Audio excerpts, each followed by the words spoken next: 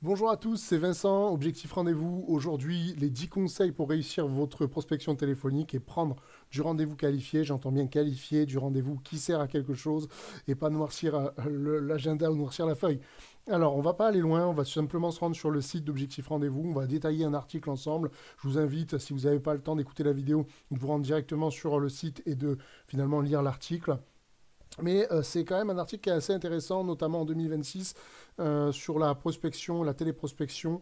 Euh, alors pourquoi cette prospection téléphonique elle reste efficace tout simplement en 2026 et pourquoi c'est toujours utile de l'utiliser? Parce que je pense que justement le fait qu'on soit en 2026 où on entend parler de LinkedIn, on entend parler d'emailing, d'acquisition client, de Meta, de Google Ads, d'agents IA, d'intelligence artificielle.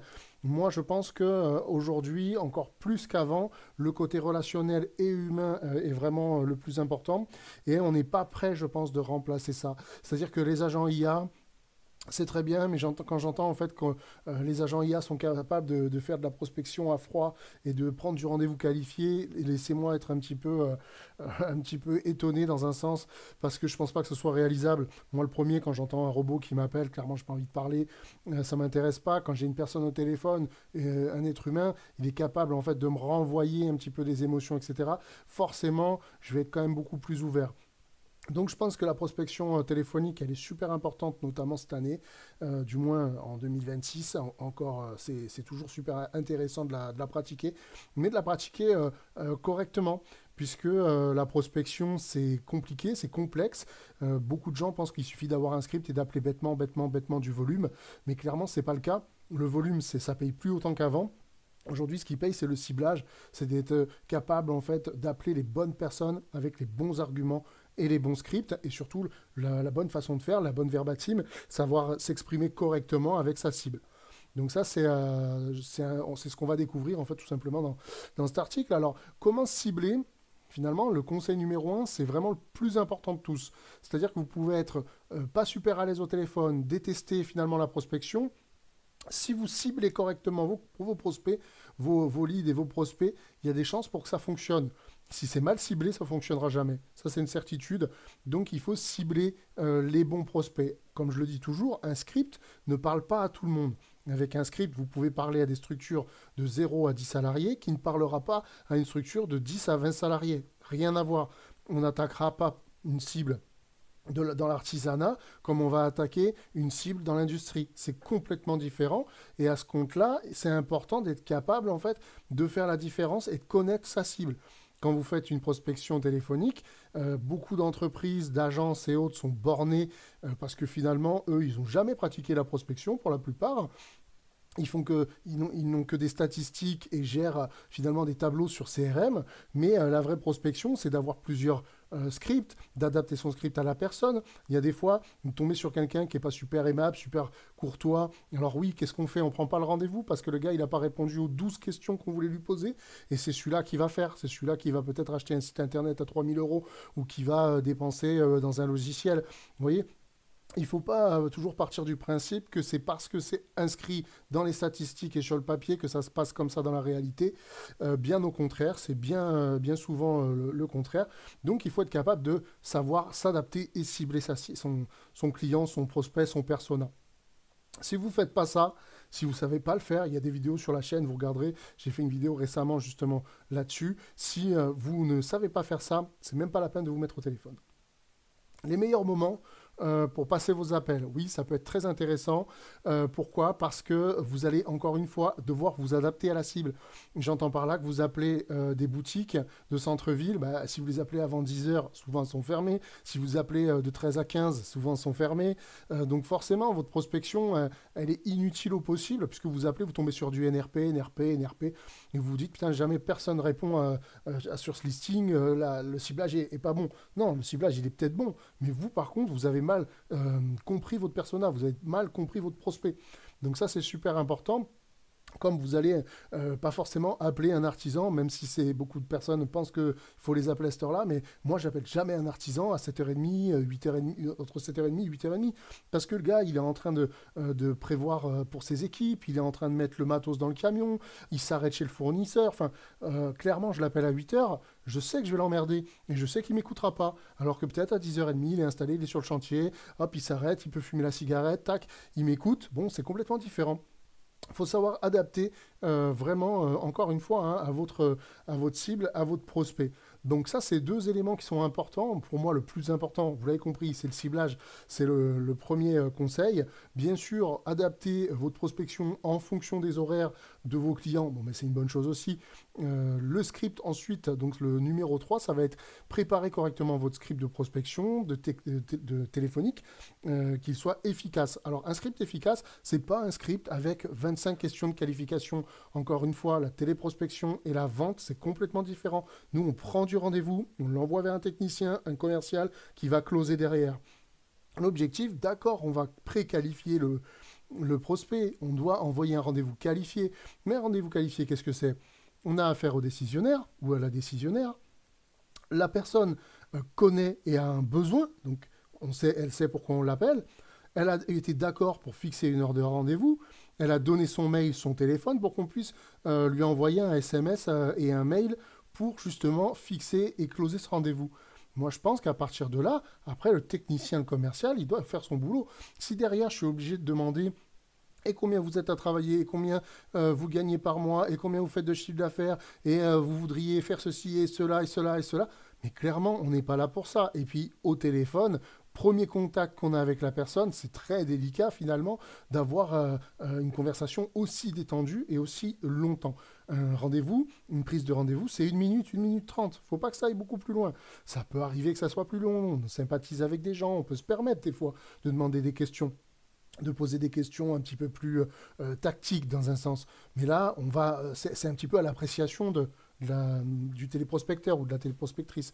Vous voyez? Donc, on va préparer un script efficace. Pour moi, un script efficace, c'est un script qui soit fluide, court, simple, et c'est tout. Il ne faut pas, encore une fois, je prends toujours l'exemple, par exemple, de l'artisan qui est dans son camion, qui est sur un chantier, il y a le marteau-piqueur qui tape derrière, il y a le plaquiste qui est en train de faire ceci, le plombier qui tire les tubes, enfin, il y a du bruit, il fait froid, il y a du vent. Le gars, quand je l'appelle, il a juste besoin de comprendre très rapidement pourquoi je l'appelle. Il va tout de suite savoir si lui, il y trouve un intérêt et s'il a envie d'aller plus loin pour un échange téléphonique ou pour un rendez-vous terrain. Vous voyez, un rendez-vous physique. Mais si je commence à rentrer finalement trop dans le détail avec un script très très très scolaire où je vais balancer bêtement pour expliquer ce qu'on fait, croyez-moi que vous n'allez pas décrocher du rendez-vous. Ça s'arrêtera systématiquement à la moitié du script. Donc ça, c'est très important. Il y a une vidéo sur la chaîne justement sur le fait de pouvoir cibler et justement créer votre script correctement. Alors, faut-il personnaliser chaque appel ou suivre un script standard? Alors pour moi, les deux. C'est-à-dire que ça dépend de la prise de rendez-vous que vous faites. Si c'est quelque chose relativement simple à expliquer, par exemple vente d'espace publicitaire, pas besoin finalement de personnaliser votre appel.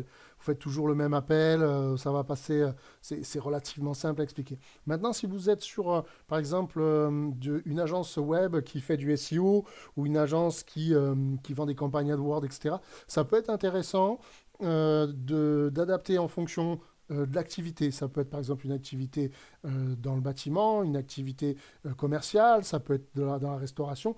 Là, il va falloir quand même, oui, réfléchir à travailler un petit peu plus. S'il y a un site internet, pourquoi pas faire un petit tour dessus, voir un petit peu où ils en sont.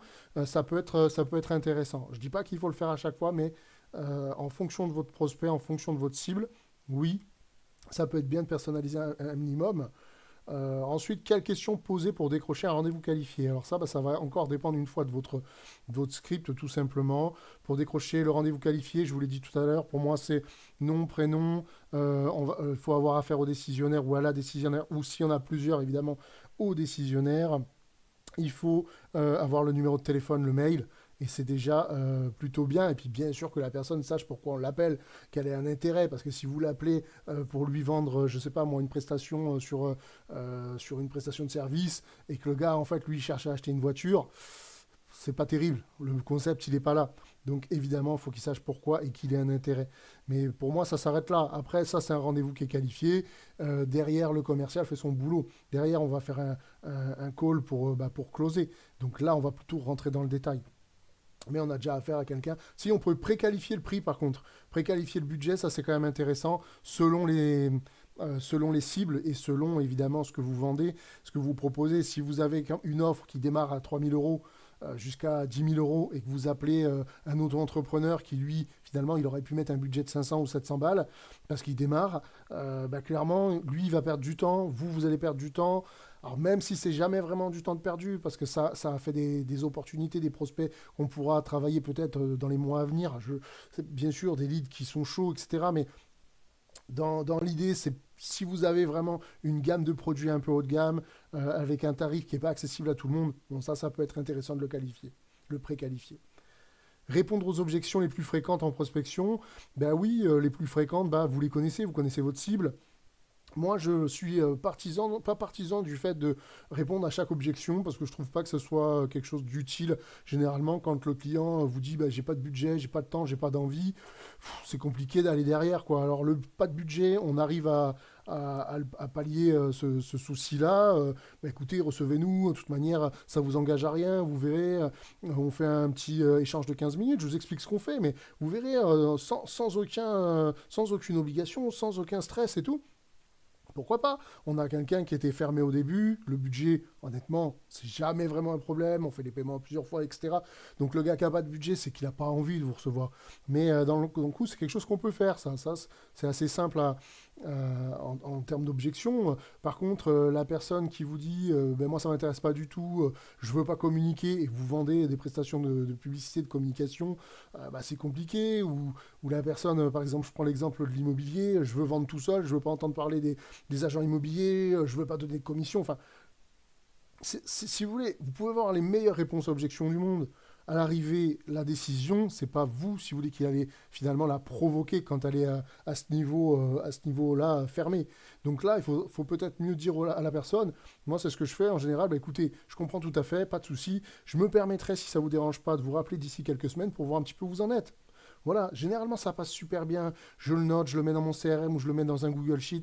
Et puis 3 semaines, un mois après, hop, je repasse un petit coup de fil. Alors on en est où, monsieur? Vous avez vendu, etc. Non, voilà, ça c'est pour l'immobilier par exemple.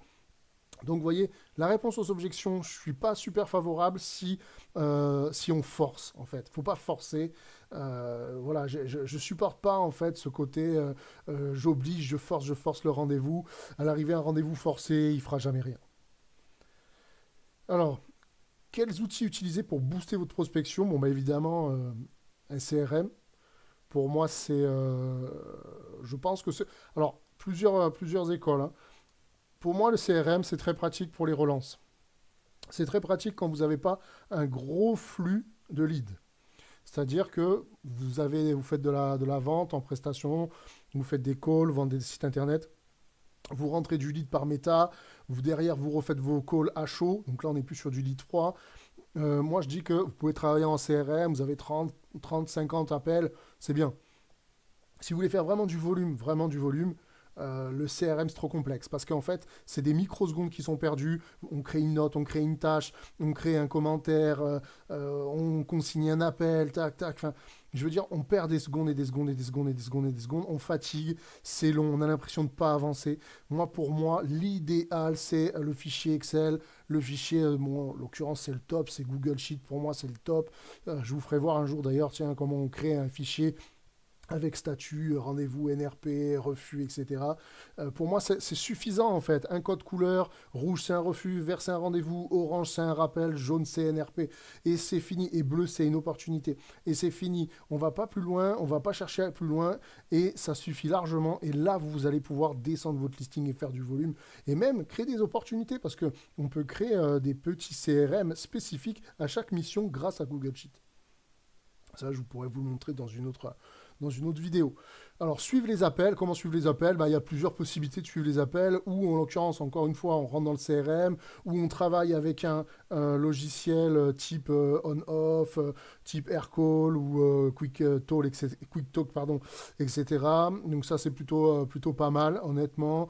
Sinon, pour moi, le suivi, bah, il se fait simplement sur mon Google Sheet. Commentaire, statut, bam, c'est cool, et code couleur, c'est terminé. Je peux revenir 2 semaines plus tard sur mon fichier. Je sais que si j'ai des rappels, je sais si j'ai des refus et les NRP à recontacter. Voilà, ça s'arrête là. Après, je sais qu'on vit aujourd'hui dans le surplus de technologie, tout ça, il faut être à la page de tout et que ça fait très bien toujours de rajouter IA partout. Mais en fait, finalement, les choses les plus simples, des fois, c'est les plus efficaces. Donc, les indicateurs, les KPI, bah évidemment, nombre d'appels, le taux d'abouti, c'est le top de les avoir, le taux de conversion et puis le taux de rendez-vous qualifié, quoi. Voilà, pour moi, c'est suffisant. Puis surtout, le plus important, du plus important, parce que à l'arrivée, c'est ça qui compte, c'est le retour finalement terrain du téléprospecteur, parce que vous pouvez avoir un nombre d'appels énorme, un taux d'abouti correct, peut-être qu'il n'y a pas de rendez-vous, c'est possible. Pourquoi? Parce que la cible elle est mauvaise, parce que le script il est mauvais, parce que les deux sont mauvais, et parce que finalement on aurait mieux fait de travailler une autre cible complètement différente et que le client il n'a pas voulu écouter et d'un coup c'est dommage. Voilà. Donc si je dois résumer, ces 10 conseils, vous avez l'article, hein, libre à vous d'y aller, objectifrendez-vous.fr. Bah, évidemment, le ciblage, pour moi c'est vraiment le plus important. On cible les bons prospects et on écrit le script, un script de qualité. Pour moi c'est vraiment ça déjà. Si vous faites ça, vous avez fait 90% du boulot.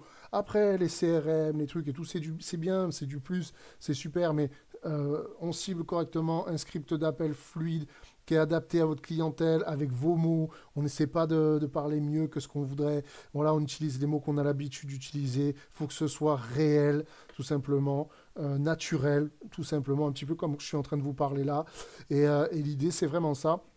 Et derrière, bah, des choses simples, voilà, un Google Sheet avec des codes couleurs, ou alors, si vous adorez ça, un CRM. Moi, je travaille avec HubSpot parce que j'aime bien, voilà, c'est rapide, j'aime bien. Mais il y en a d'autres, il y a plein d'autres choses. Mais pour moi, les points les plus essentiels sur ces 10, vous l'avez compris, c'est vraiment le ciblage et le script. Voilà. Voilà, j'espère vous avoir donné des conseils assez sympas et vous faire progresser sur votre prise de rendez-vous. Si vous voulez un peu plus de détails, vous pouvez cliquer sur le site, découvrir un petit peu nos prestations, qui on est, ce qu'on fait. Donc n'hésitez pas, un petit like sur la vidéo, abonnez-vous, parce qu'il va y avoir du contenu super intéressant, du contenu gratuit, honnêtement, qui va arriver, qui est plutôt sympa. Je sais que je parle beaucoup, les vidéos sont longues, donc c'est pour ça que si vous n'avez pas le temps, ben, vous pouvez aller directement sur le site internet, voir les articles, etc.